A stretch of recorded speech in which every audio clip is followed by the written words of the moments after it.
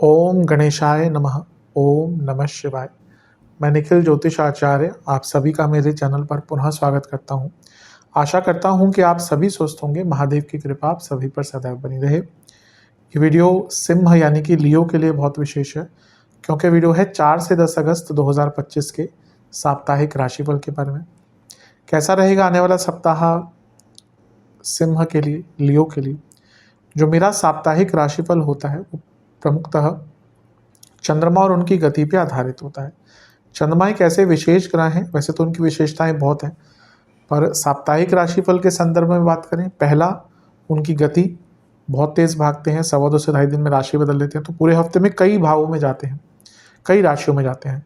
उनका मन का कारक होना, जिसके कारण उनका हमारे स्वभाव पर बहुत इम्पैक्ट पड़ता है, और उनका ये कारकत्व कि वो जिस भी भाव में जाते हैं, जिस भी राशि में जाते हैं, ग्रहों के साथ संबंध संपर्क बनाते हैं, उनको बहुत एक्टिवेट कर देते हैं। इन सब चीज़ों के कारण से ये जो चंद्रमा का गोचर होता है बहुत इंपॉर्टेंट बन जाता है, और इसी पे आधारित साप्ताहिक राशिफल होता है, और इसलिए साप्ताहिक राशिफल भी बहुत इंपॉर्टेंट है। डे टू डे एक्टिविटीज़ पर प्रभाव इसका बहुत होता है चंद्रमा का। और इस अंधकारमय जीवन में ज्योतिष एकमात्र एक ऐसी विद्या है जो हमें थोड़ा सा लाइट दिखा सकती है, थोड़ा सा रोशनी दिखा सकती है। क्योंकि ये सामान्य आधार पे होते हैं, तो एक सामान्य गाइडेंस के लिए अवश्य साप्ताहिक राशिफल अति विशेष होते हैं। यदि आपकी लग्न राशि या चंद्र राशि सिंह है, दोनों ही गाइडेंस के लिए इस राशिफल को देख सकते हैं। जहाँ से ज़्यादा सूट करता है, रिलेट करता है, वहाँ से इसको देखिए। व्यक्तिगत तौर पे मेरा मानना है लग्न से देखेंगे तो अच्छा है, इनकेस नहीं पता है तो चंद्र राशि से भी इसको देख सकते हैं। शुरू करते हैं। चंद्रमा आपके पंचम भाव में आ जाएंगे, लेकिन ये 4 को नहीं 5 अगस्त को होगा। 4 अगस्त तक की तो बात हम कर चुके हैं, पिछले हफ्ते यहाँ तक का आंकलन हम कर चुके हैं, तो 5 अगस्त से ही शुरू करते हैं, क्योंकि वो दोबारा फ़ायदा नहीं आंकलन करने का। और 5 अगस्त की अर्ली मॉर्निंग यहाँ पे वो आ जाएंगे।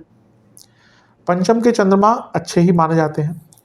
अब क्योंकि वो आपके 12वें घर के स्वामी हैं और चंद्रमा पंचम में आ रहे हैं, ये विदेश से धन, क्योंकि लक्ष्मी स्थान है, विदेश में स्टूडेंट्स अगर जाना चाहते हैं उनके लिए बहुत अच्छा होता है। लेकिन 12वें घर के स्वामी जब चंद्रमा पंचम में आते हैं तो व्यक्ति कभी कभी थोड़ा सा एब्सेंट माइंडेड हो सकता है, यानी कि आपका एक थॉट चल रहा होगा, अचानक से सब कुछ बिखर जाएगा। तो ये थोड़ा सा कभी कभी एब्सेंट माइंडेड, या कभी कभी होता है ना हम एकदम ब्लैंक हो जाते हैं, कुछ सोच रहे होते हैं एकदम ब्लैंक हो जाते हैं, वैसी चीज़ें यहाँ पर आ सकती हैं। चंद्रमा पर बहुत ग्रहों का प्रभाव है। पहले अच्छी चीज़ बात करते हैं, गुरु और शुक्र का इम्पैक्ट है। गुरु क्या है? गुरु तो गुरु है, और आपके लिए वो खुद पंचमेश हैं, अपने ही भाव को देखेंगे तो स्ट्रॉन्ग करेंगे। गजकेसरी योग भी बन रहा है, और शुक्र दशमेश और तीसरे घर के स्वामी हैं, यानी कि 2 उपचे भाव के स्वामी उपचे भाव में बैठे, यानी कि जीवन को गति मिलेगी, धन मिलेगा, गुरु शुक्र की शुभता प्राप्त होगी। अब शनि की दृष्टि भी है जो विषदोष बना रही है, और मंगल की दृष्टि भी है। अब दोनों क्योंकि साथ में देख रहे हैं और उग्र राशि में है, यानी कि अग्नि तत्व की राशि में है चंद्रमा, मंगल अग्नि तत्व, केतु का प्रभाव भी है, केतु अग्नि तत्व। अब ये शनि मंगल केतु का प्रभाव ना गुस्सा बहुत दिलाएगा। तो हफ्ते के शुरुआती भाग में पहला तो मानसिक संतुलन, दूसरा जैसे मैंने कहा कभी कभी ब्रेन फॉग या एकदम ब्लैंक हो जाना, और एग्रेशन, ये सारा जो कॉम्बिनेशन है ना ये बहुत अच्छा नहीं है।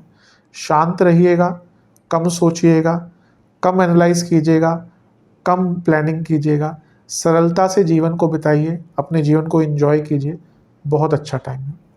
धन प्राप्ति के लिए अच्छा है, आइडियाज़ आएंगे, पर जैसा मैंने कहा ना कि बहुत मानसिक अशांति रहेगी। नवांश कुंडली, किसी ऐसे व्यक्ति के साथ टाइम बिताइएगा जिसको आप ट्रस्ट करते हैं। दशांश कुंडली, कार्य क्षेत्र में सब ठीक है, थोड़ा कम्युनिकेशन पर ध्यान दीजिएगा। बिजनेस में पैसा आ सकता है अचानक से, पर थोड़ा सा बहस भी हो सकती है। लव लाइफ, एक आंतरिक रूप से शांति नहीं है, आंतरिक रूप से विश्वास की कमी दिख रही है, इस पर काम कीजिए। वैवाहिक जीवन, अगर आपको लगता है कि किसी चीज़ के लिए स्टैंड लेना है, कोई बात के लिए, तो स्टैंड लीजिए, उससे डरिए मत। स्टूडेंट्स, बहुत बदलाव की आवश्यकता है आपको अपने पढ़ने के तौर तरीकों में, उस पर काम कीजिए। सेहत की जहाँ तक बात है, इन्फेक्शंस, गले के रोग और हड्डियों के रोग तंग कर सकते हैं, पेट के रोग भी रहेंगे। सर्वाष्टक में आपका 10वां घर बली है। अगर जॉब चेंज करने का विचार कर रहे थे तो हफ्ते का शुरुआती भाग अच्छा है। 7 अगस्त रात के 9 बजे चंद्रमा आ जाएंगे आपके छठे भाव में यानी कि मकर में, और 10 अगस्त सुबह के 2 तक यहीं पर रहेंगे। चंद्रमा का मकर राशि में आना बहुत अच्छा नहीं होता, शनि की उदासीनता वाली राशि है। छठे घर के चंद्रमा लेकिन मिश्रित प्रभाव देते हैं। एक तो विपरीत राजयोग बन रहा है, हमेशा कहता हूँ कि चंद्रमा का विपरीत राजयोग कोई बहुत श्रेष्ठ नहीं होता। अच्छा ये होता है चंद्रमा छठे घर में है, विपरीत राजयोग बना रहे हैं, कोई लीगल काम अटक रहा है, कोई एडमिनिस्ट्रेटिव काम अटक रहा है, बैंक का काम अटक रहा है, लिखा पढ़ी के काम अटक रहे हैं, कुछ चीज़ें बहुत विलंबित हो रही हैं, वो कार्य पूर्ण हो सकते हैं। अब यहाँ पे केंद्रुम योग भी है, छठे घर में चंद्रमा भी है और सूर्य की दृष्टि है, तो पूर्णिमा योग भी बन गया। अब पूर्णिमा योग में अगर चंद्रमा किसी ऐसे स्थान में है जहाँ पे वो कंफर्टेबल नहीं है तो वो अच्छा नहीं होता, सेंसिटिविटी बहुत बढ़ जाती है। ऊपर से बुध की दृष्टि भी है जो वक्री है, और बुध चंद्रमा कन्फ्यूजन, तो यहाँ पे कन्फ्यूजन बहुत रहेगी। हफ्ते के शुरुआती भाग में जहाँ गुस्सा आएगा ज़्यादा, हफ्ते के इस भाग में इरिटेशन बहुत रहेगी, तो अपने इरिटेशन पे, फ्रस्ट्रेशन पे कंट्रोल कीजिएगा। और रही सही कसर गुरु भी पूरी कर देंगे, क्योंकि गुरु से अष्टम में है तो ये शकट योग भी बन गया, तो कुछ कार्य विलंबित भी होंगे। इसलिए हफ्ते का जो मध्य भाग है थोड़ा केयरफुल रहने की आवश्यकता है। पैसा उधार ना दे, कोई पोक भी करे तो लड़े ना। नवांश कुंडली, ये टाइम है कि आप कई बाधाओं से दूर हो सकते हैं फिजिकल लेवल पर मानसिक लेवल पर नहीं। दशांश कुंडली, कार्य क्षेत्र में किसी से भिड़िएगा मत। मैंने पोकिंग की बात करी थी, ये कार्य क्षेत्र में ही ज़्यादा दिख रहा है, कुछ लोग जानबूझकर पोक करेंगे। बिजनेस की बात जहाँ तक है ठीक है, डिटर्मिनेशन की थोड़ी कमी है, डिटर्मिनेशन ले आइए। लव लाइफ में देखिए एक ही प्रॉब्लम है कि ना एक दूसरे को समझ नहीं पा रहे या समझना नहीं चाह रहे, जो भी है ठीक कीजिए।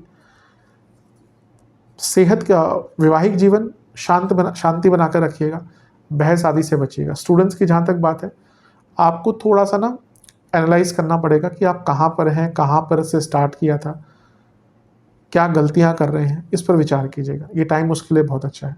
सेहत के हिसाब से पेट के रोग, एसिडिटी और हड्डियों के रोग, सर्वाष्टक आपका भाग्य स्थान बली है, ये अच्छा है। चंद्रमा थोड़े से अनकंफर्टेबल सिचुएशन में है, लेकिन भाग्य स्थान के बली होने के कारण चीज़ें कंट्रोल हो जाएंगी।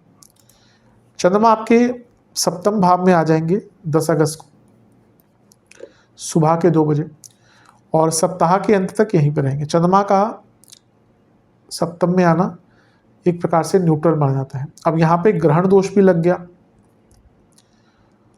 और हाँ अच्छी चीज़ है कि केमद्रुम योग खत्म हो गया, लेकिन ग्रहण दोष का सप्तम में लगना थोड़ा सा नेगेटिव हो सकता है। अपनी इमेज को बचा के रखिएगा, स्पेशली जब घर से बाहर हो, सोशल लाइफ में हो, तो बहुत केयरफुल आपको रहना है। जो लोग यहाँ पे ना अपनों से ही कुछ दुख मिलने का योग बन जाता है, तो ज़्यादा किसी पे डिपेंडेंट मत रहिएगा। अच्छी चीज़ है कि गुरु की दृष्टि है, प्रोटेक्शन देंगे, और ये गुरु शुक्र के साथ बैठे हैं तो धन लाभ भी आपको अच्छा खासा। गुरु अपने आप में लाभ स्थान में बैठ के धन लाभ दे सकते हैं, और क्योंकि चंद्रमा 12वें घर के स्वामी है, राहु साथ में बैठे हैं, तो ये विदेश से लाभ का भी योग बना देता है। तो सब बहुत अच्छा है, काफ़ी अच्छा समय है, इसका लाभ उठाइएगा। बस अपनी इमेज को लेकर कॉन्शियस रहिएगा। राहु चंद्रमा ओवर थिंकिंग, और उस पर बृहस्पति का प्रभाव, तो over thinking multiply into many times. तो ओवर थिंकिंग आपको हफ्ते के अंतिम भाग में बहुत तंग करेगी। रिस्क मत लगाई लीजिएगा कहीं पे पैसा लगाने के चक्कर में, क्योंकि जहाँ पे पैसा इन्वेस्टमेंट की बात है, रिस्क नहीं लेना। नवांश कुंडली, यहाँ पे ज़्यादा लोगों से अटैच मत रहिएगा। दशांश कुंडली, कार्य क्षेत्र में थोड़ा क्रिएटिव रहिएगा। बिजनेस में कुछ नई शुरुआत करने का मौका, कुछ नए प्रोडक्ट सर्विसेज लॉन्च करने का मौका, या उनको स्टार्ट करने का मौका मिलेगा। लव लाइफ, ट्रस्ट इश्यूज रहेंगे। वैवाहिक जीवन, एक दूसरे की ना वैल्यू कीजिए, और एक दूसरे की बातों को समझिए, एक दूसरे के पॉइंट ऑफ व्यू को समझिए। यहीं पे कमी है। स्टूडेंट्स, अच्छा है लेकिन थोड़ा सा वास्तविकता से दूर दिख रहे हैं इस टाइम पे, वास्तविकता के पास रहिएगा। सेहत के हिसाब से इन्फेक्शन, ब्लड डिसऑर्डर और गॉल ब्लैडर की दिक्कत जिसको है, परेशानी बढ़ेगी। सर्वाष्टक में फिर से भाग्यस्थान बल है, ये भी अच्छा है। हफ्ते के अंतिम भाग में कुछ धार्मिक स्थलों पर जाने का मौका भी मिल सकता है। उपाय के स्वरूप में एक पात्र में जल लेकर उसमें कुछ अक्षत डालकर सूर्य देवता को अर्पण करें, और ओम सूर्याय नमः इस मंत्र का 21 बार जाप करें। आशा करता हूँ वीडियो काम आएगी। चैनल पर नए हैं, सब्सक्राइब कीजिए, वीडियो को लाइक कीजिए। मिलता हूँ आप सभी से अगली वीडियो में, तब तक के लिए ओम नमः शिवाय।